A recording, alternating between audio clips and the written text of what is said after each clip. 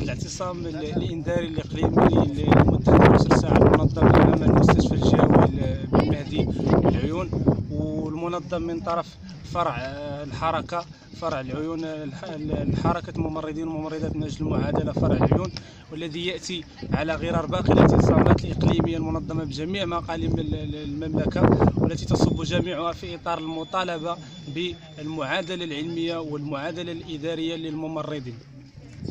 اليوم الحركة مضطرة للنهج واحد المسلك تصعيدي بعد طرق وبعد سلك جميع المسالك اللي هي قانونية، وبعد 18 أشهر من الاحتجاجات ومن المسيرات وعدد لا يحصى من الوقفات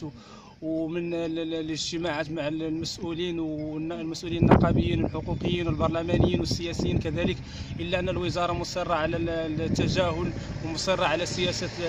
الاستفزاز وتجاهل لمطالب الممرض المغربي. اليوم احنا مضطرين لنهج واحد المسلك تصعيدي ابتداء من هذا الاعتصام الإنذاري لمدة 12 ساعة، ووصولا إلى اعتصام اللي غيتنظم إن شاء الله أمام الولايات الجهوية بمختلف جهات المملكة لمدة 24 ساعة، قبل الوصول إلى مسيرة وطنية بمدينة مراكش في إطار مسيرة الأقطاب، وقبل الوصول إلى اعتصام وطني لمدة 48 ساعة أمام مقر وزارة